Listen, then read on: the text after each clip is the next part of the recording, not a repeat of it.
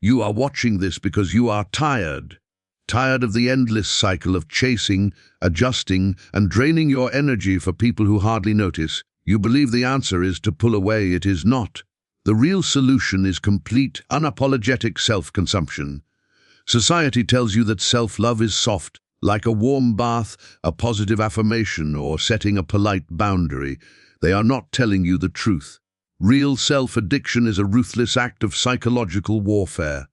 It is the sharp cutting of your emotional umbilical cord to the world.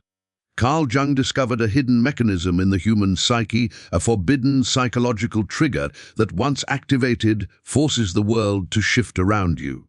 It makes you biologically resistant to rejection. But to activate it, you must commit an act of inner betrayal that frightens the average person. You must cross a line from which there is no return. Look at your relationships. Look at how you behave when you want someone to like you, respect you, or stay with you. You adjust, you bend, you study their moods. You predict their needs before they even speak. You call this being a good person. You call it being highly empathetic. Jung had another term for it. He called it participation mystique. It is a state of psychological fusion, a primitive mental state where you do not know where you end and the other person begins. You are emotionally entangled. You believe that by pouring your psychic energy into someone else, you are securing your place in their life. You are not a martyr. You are a merchant. You are trading your life force for small pieces of validation, and people can sense it. They do not respect it. They consume it. And then they lose respect for you because you offered it so cheaply. When you are not addicted to yourself, you become a psychological parasite. You attach your emotional stability to an external host. If they text back, you feel happy. If they pull away, you fall into anxiety. Your entire internal emotional system is controlled by the moods of a person who is barely paying attention to you. This is a weak way to live. To change your reality, you must understand a harsh law of human behavior. People are not attracted to generosity. They are attracted to gravity. Gravity requires mass. It requires density. When you are constantly reaching outward, trying to fix others, trying to please others, your energy becomes scattered. You become like vapor. You have no weight. You can be shaken by a single critical comment. The people who control rooms, the ones who command respect just by walking in, do not reach outward. They have turned inward. They have developed a strong, heavy, undeniable psychological presence. They are so deeply grounded in their own existence, so fully focused on their own inner world, that they naturally pull people into their orbit. You want to stop being ignored. Stop sending your energy outward. You must become fiercely protective of your attention. Your attention is the currency of your soul. Every time you obsess over what someone else is thinking about you, you are handing them your power. Stop feeding their ego. Imagine treating your own mind with the same intense focus you usually give to a romantic interest who is pulling away. Imagine waking up and immediately checking your own psychological state instead of checking your phone for a message. Imagine analyzing your own dreams, your fears and your ambitions with the same deep focus you use to analyze someone else's mixed signals. When you direct that powerful and intense focus back onto yourself, your inner core begins to ignite. People feel the shift immediately. They sense that you are no longer feeding on them. You are feeding on yourself. You become a self-sustaining psychological system. And paradoxically, the moment you stop needing them to survive, they become intensely curious about how you are doing so well without them. But how do you build this level of psychological density? You cannot build it using the polished, socially acceptable version of yourself. You cannot build it with the fake smile and the perfect resume. Gravity requires heavy material. You must use the parts of yourself that you have locked away. To become addicted to yourself, you cannot only love the light. Everyone loves their light.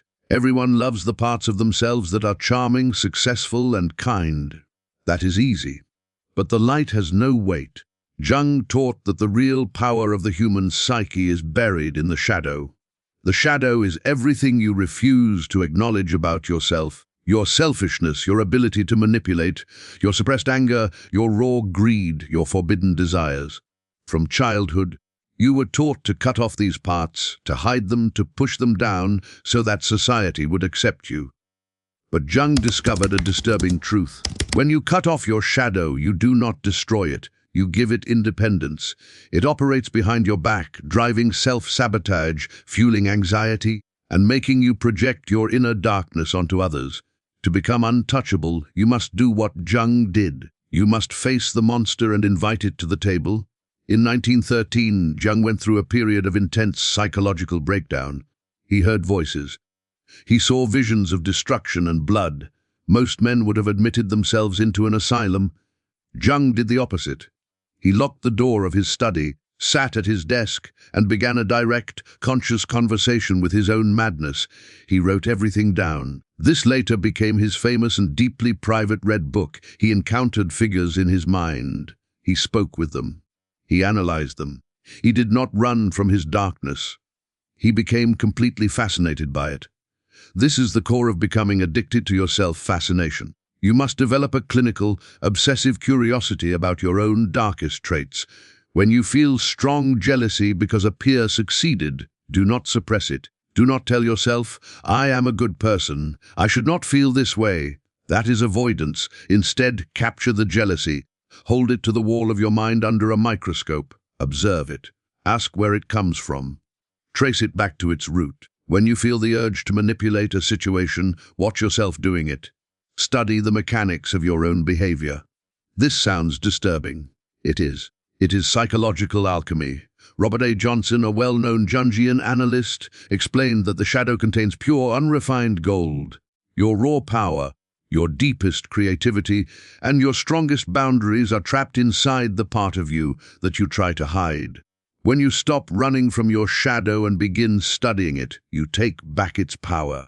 You realize that your capacity for cruelty is exactly what allows you to set a boundary that cannot be crossed.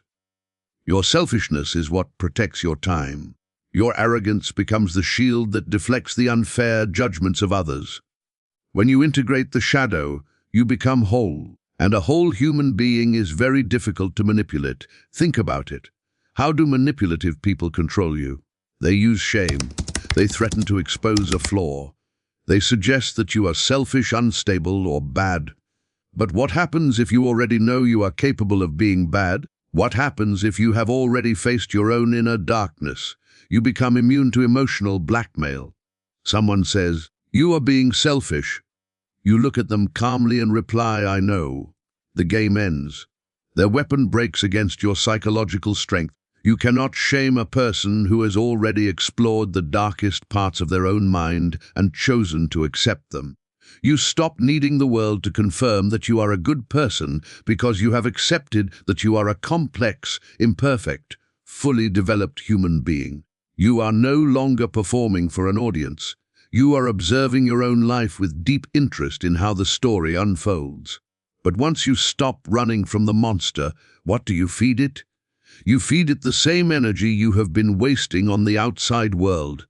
We return to the idea of libido. Not in the Freudian sexual meaning, but in the Jungian meaning, psychic energy, the life force that drives your desires, your focus, and your will. Right now, your libido is scattered. It is attached to many different external targets. It is connected to the job you hate, the ex who left you, the friends who drain you, and the social expectations you feel you are failing to meet. You are bleeding from 1,000 small cuts. Jung described a process necessary for deep psychological rebirth. He called it libido retraction. You must systematically identify every external thing that is holding your psychic energy and deliberately pull the hook out. You must pull that energy back into yourself. This is not a passive act of withdrawing. This is an active and intentional reclamation of what belongs to you. When someone insults you and you spend 3 days thinking about what they said, they have taken your libido. They are living rent-free in your mind, using your energy to keep their memory alive. Retraction means you notice the obsession and you consciously cut the connection. You redirect that same amount of mental energy toward a personal goal. You take the anger they caused and use it to train harder in the gym. You take the anxiety they created and use it to execute a business strategy with focus and discipline. You become an alchemical furnace. In alchemy, base metals are not transformed by leaving them in the open air. They are sealed inside a container and exposed to intense, concentrated heat. Your mind is the container. You must seal it. Stop sharing your plans with people who secretly want you to fail. Stop complaining about your problems to people who are entertained by your struggles. Stop asking advice from people whose lives are in chaos. Close the valves. When you stop venting, when you stop looking for external comfort, the internal pressure begins to build. The psychological heat rises. This heat is uncomfortable.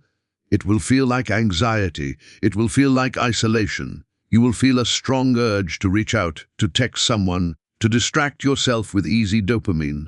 Do not release the pressure, let it burn. This heat is what melts your weak, fragmented ego and forges a strong, stable self.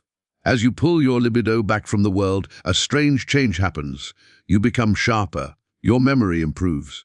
Your physical energy increases because, for the first time in your life, you are operating on your own full energy instead of connecting yourself to every emotional drain around you. You wake up and your first thought is not about who has not messaged you.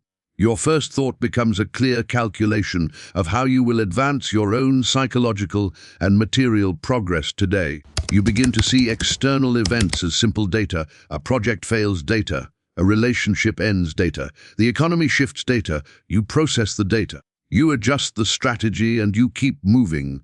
You are no longer destroyed by the world because you are no longer entangled with it. You are a sovereign state, and this is when the shift happens. This is the paradox of Carl Jung's individuation process. When you finally stop chasing the world, when you finally become completely and relentlessly committed to the exploration and expansion of your own mind, the world turns and begins chasing you. People are starved for authenticity. They are surrounded by empty, desperate individuals seeking attention. When you walk into a room completely self-contained, carrying the psychological gravity of someone who has faced their own shadow and preserved their own psychic energy, you become a magnet. People will want to know your secret. They will want to be close to the energy you have created. They will offer you opportunities, affection, and loyalty, hoping to gain access to whatever it is you have built within yourself. But you will look at them calmly and realize a powerful truth. You do not need them anymore. You think it is easy to cut the cord. You think walking away from external validation is just a matter of deciding to be independent.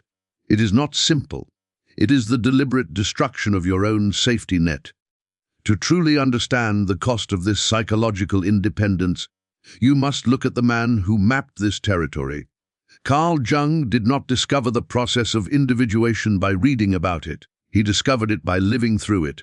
In the early 1900s, Jung was the rising star of the psychoanalytic world. He was the chosen successor to Sigmund Freud. Freud, the dominant figure of the field, looked at Jung and saw his heir. Jung had everything a young, ambitious thinker could want: the full approval of his mentor, a guaranteed legacy, prestige, and the protection of the psychoanalytic establishment.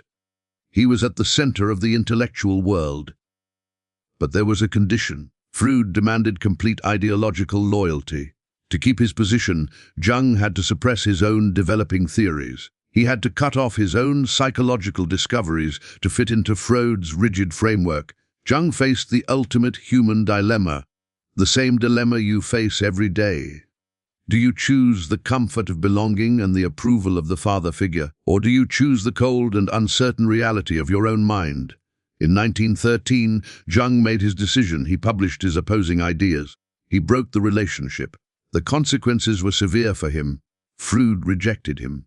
His colleagues turned away from him. The academic establishment labeled him a mystic and a traitor. Jung became completely isolated. He lost his professional world, his friends, and his mentor in one decisive moment. It broke him. He entered a period of deep confusion. He described it as a state of inner uncertainty, a complete collapse of his external identity. But this collapse became the necessary catalyst. Because he had no one left to look up to, he was forced to look within himself. This was the period when he withdrew to his study, opened the Red Book, and began a direct, unfiltered dialogue with his own unconscious. By cutting his deepest attachment to external validation, he forced his psychic energy to turn inward. He stopped being Freud's follower and became Jung. You have a Freud in your life right now. It may be a person, a toxic partner you are afraid to lose. It may be a friend group that constantly belittles your ambition but gives you temporary comfort on the weekends. A career path you dislike but that keeps your parents proud. A social expectation that dictates how you should behave, what you should believe, and who you should become. You hold on to it because it gives the illusion of structure. You must take the knife and cut it. You must deliberately trigger your own social or emotional exile. It will feel like psychological death. Your nervous system will urge you to go back, to apologize, to conform, to ask for the chains to be placed back on your wrists. Let it protest. The pain of that separation is the feeling of your psychic energy returning to where it belongs. When you intentionally remove the external structures that feed your ego begins to starve. And when the ego starves, the true self finally has space to breathe. You stop asking, "What do they want from me?" You begin asking, "What do I expect from myself?" Becoming addicted to yourself is not just a metaphor, it is a literal redirection of your neurochemistry. Right now, your brain is like a cheap slot machine. You pull the lever every time you post a photo, send a text, or walk into a room. You are hoping for a reward, a compliment, a like, a look of approval, a message saying, "I miss you." You are trading your life force for very small returns. You are investing your most valuable asset, your focused attention, into places that give no lasting return. When you begin the Jungian process of libido retraction, you do not destroy your desire for dopamine. You redirect it. You take the same obsessive drive you once used to chase other people, and you aim it entirely at improving your own life. You become a psychological insider trader. You protect your best assets and ignore external noise. You realize that every second spent analyzing a stranger's opinion of you is a terrible misuse of your psychic energy. What does this look like in real life? You wake up. Instead of immediately checking a screen to see who has noticed you today, you check your own internal state. What is your baseline? What is your objective? You go to the gym, but not to build a body that someone else will admire. You train to witness the mechanical perfection of your own discipline. You read not to sound intelligent in conversation, but to equip your mind with knowledge no one can take from you. You build your business, your art, or your skill with cold, focused intensity. You begin to feel real, addictive satisfaction from your own progress. When you successfully ignore a provocation that would have ruined your entire week a year ago, you feel a reward response in your brain. When you sit alone in a room on a Friday night working on your long-term plan while others are out distracting themselves with alcohol and empty social activity, you feel a deep, controlled sense of satisfaction. It is a controlled, highly functional form of narcissism. You begin to respect your own process. You become interested in your own resilience. You study your failures not with shame, but with the calm calculation of an engineer identifying a structural weakness. You say, "I reacted emotionally there. The structure failed. I will reinforce that mental pathway. It will not happen again." This is the ultimate realization that you are the architect, the material, and the final product. People will look at you and misunderstand this focus as arrogance. They will call you self-centered. They will say, "You have changed." Let them talk. The opinions of people who are not growing are not relevant to someone who is evolving. They are frustrated because you have closed the bank. You are no longer giving free energy to support their lack of direction. You have taken your energy and invested it fully into the development of your own mind, and the returns grow over time. There is a final hidden layer to this addiction, a mechanism so deeply rooted in the human psyche that when you understand it, it changes the way you see every relationship you have ever had. Jung explained that we all have an inner masculine or feminine counterpart, the anima in men and the animus in women. It is the unconscious representation of your unrealized potential. But because you are afraid of this internal power, you refuse to develop it. Instead, you project it outward. You look at people around you. You find someone who shows a small part of those traits and you become deeply obsessed with them. Or you find an idol, a mentor, a leader, and you admire them excessively. You are not actually in love with them. You are in love with the unrealized parts of yourself that you have projected onto them. You are attracted to her wild and unapologetic freedom because you have trapped yourself in rules. You are obsessed with his dark and confident presence because you are limited by self-doubt. You admire that entrepreneur's intense focus because you are lost in distraction. You use them as a substitute for your own potential. You try to possess them so that you can possess those traits indirectly. This is why many relationships fail.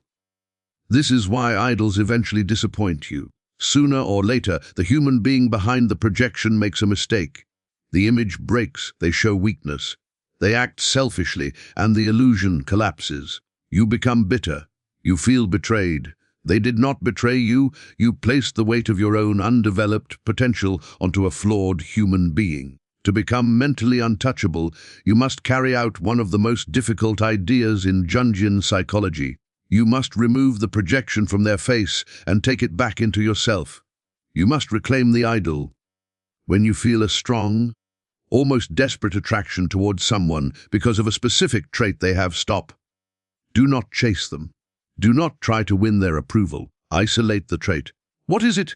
Is it their ruthlessness, their charm, their calmness under pressure? Identify it clearly.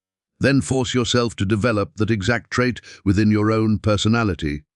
If you admire their discipline, do not stay close to them just to feel disciplined by association. Become the most disciplined person in your environment. If you are drawn to their quiet confidence, speak less and develop your own presence. You stop searching for the missing pieces of yourself in other people. You build those pieces yourself. This is the process of integration. You become like the Ouroboros, the serpent that eats its own tail, a self-contained, self-sustaining system. When you reach this point, your relationships fundamentally change. You no longer enter a room looking for someone to complete you. You enter the room already complete. You do not need anything from anyone. You interact with people by choice, not by necessity. And because you need nothing, you hold the power. You develop a strong psychological presence. Your inner stability becomes so solid that people are naturally drawn to you. They will begin projecting their unrealized potential onto you. They will see you as a savior, a rebel, a stoic, a leader. You will observe this and understand what is happening, and you will remain calm because you know the truth. You are not their savior. You are simply a mirror reflecting the reality of a person who has stopped outsourcing their identity and has taken control of their own mind.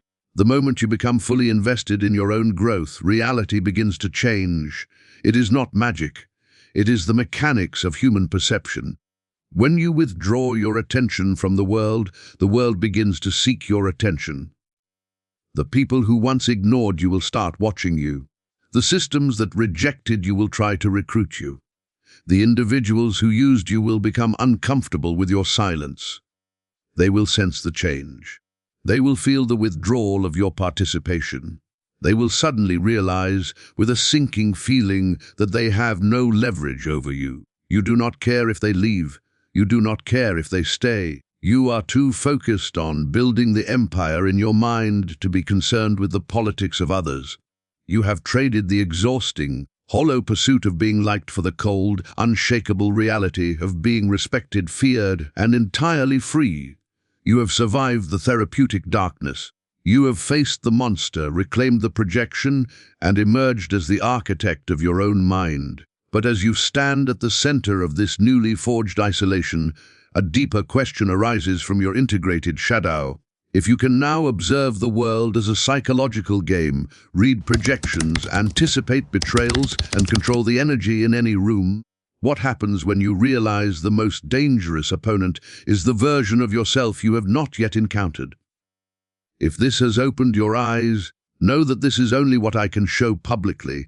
There are aspects of dark psychology I cannot share openly on YouTube without being censored or demonetized. The algorithm suppresses the most powerful insights.